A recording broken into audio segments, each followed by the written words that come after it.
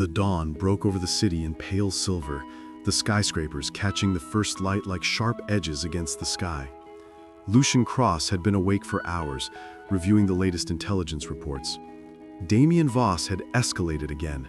Rumors of insider manipulation, personal threats against Lucien's newest allies, and subtle pressure on financiers were rippling through the markets. It was no longer a test of skill, it was a hunt for weakness. Adrian entered the office, carrying the latest briefs.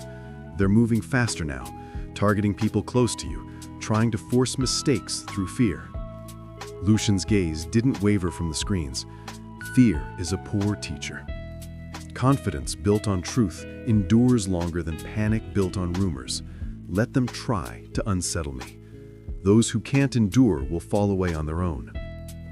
Meanwhile, Vivian Hale sat in her penthouse, reviewing market reports with Damien. "He's still reacting calmly," she said, her voice a mixture of irritation and disbelief. "How can a man so out of our league continue to survive each strike?" She tapped her nails lightly on the table, dismissing the question before it could develop into curiosity or doubt. To her, Lucien was nothing more than an overestimated ex-employee, stubborn, perhaps, but incapable of true influence. Damien smirked. "Calm is a mask. Every mask has a crack. We just need to find it.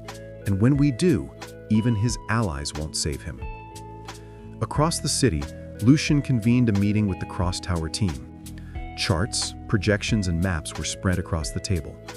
"Damien is aiming at the people around us," Lucien began, his voice calm but sharp. "We anticipate pressure, and we respond not with panic, but with preparation. Protect our people first, contain the damage second, and let the truth guide every move." Adrian nodded. "He's testing our limits, but he underestimates how well you've strengthened your network." Lucien allowed a faint smile. "Let's make sure he learns that underestimating across Heir is always a mistake."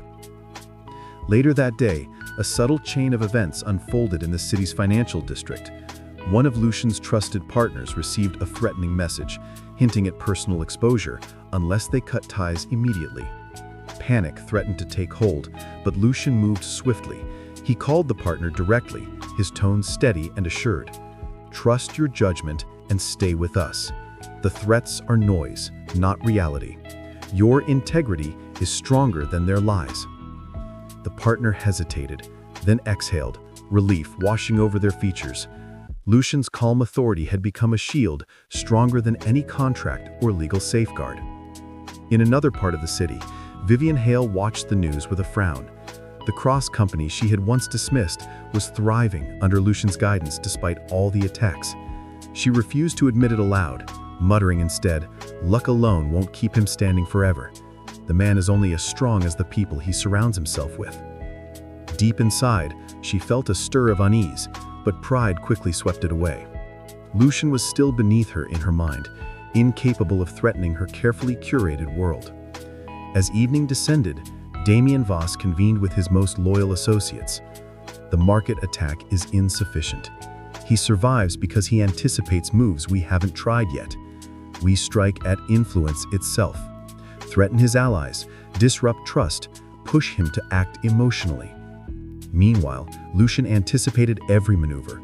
He reinforced connections with his partners, reassured each one personally, and even implemented countermeasures that turned every attempt at disruption into an opportunity to showcase competence and foresight.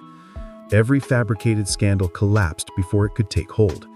Each threat that came toward his allies was met with calm, precise action. Vivian, observing from her office tower, noticed these movements, but refused to give them weight. She said aloud, "It's coordinated panic. Eventually, one of his allies will falter, and then he'll be exposed. He cannot possibly keep this up forever." That night, Lucien stood once more by the window of his office, looking out over the city.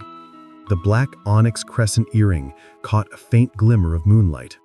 He thought of the Cross family's tradition, being sent out into the world to prove oneself, unshielded, unprotected, tempered by experience and adversity. He had endured betrayals, market manipulations, and threats. Nothing had shaken his resolve. Nothing had touched the calm that came from clarity of purpose. Adrian entered quietly. "He's moving faster, trying to corner us."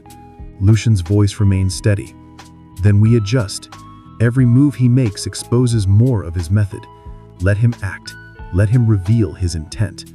I will not chase shadows or fight for appearances. Only reality matters." In the shadows of a nearby lounge, Damien clenched his jaw. Each attempt to destabilize Lucien had failed.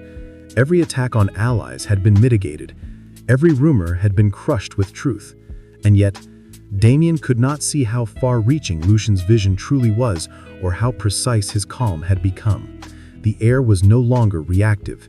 He was anticipatory. Vivian, once again, observed Lucien's progress with a mix of irritation and disbelief. Even as she murmured, "He's surviving by luck," the edges of that certainty were fraying, yet she refused to concede it aloud. Pride and ambition would not allow it. She still demeaned him in her mind, blind to the fact that the man she once dismissed was no longer the person she thought she knew. The night deepened. Lucien's office was quiet, but the city hummed beneath him. Each lit tower, each moving vehicle, each whispered plan outside the cross tower reminded him that the world was a network of forces, some predictable, some volatile. What mattered was how one moved among them. He touched the black onyx crescent again, a reminder that every trial, every threat, every attempted sabotage was only fuel to strengthen his path forward. Damien's machinations had grown sharper, more personal, but Lucien had grown sharper still. Each attempt to shake him revealed its weakness, and each ally who remained loyal reinforced the strength he had built. He had no love left for Vivian, no desire to reclaim what had been taken, only the singular focus of an heir who had been tempered by fire and forged in challenge.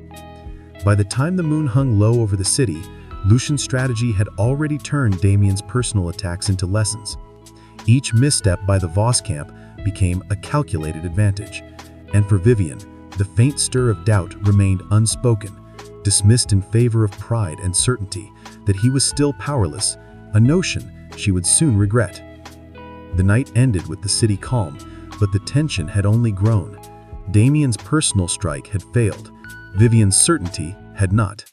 Lucien remained poised, ready, and unflinching. The black onyx crescent reflected the pale light of dawn, a quiet signal that the Heir had survived yet another test, and the storm was far from over. Thank you for sharing this chapter with us at Velvet Chapters Brew.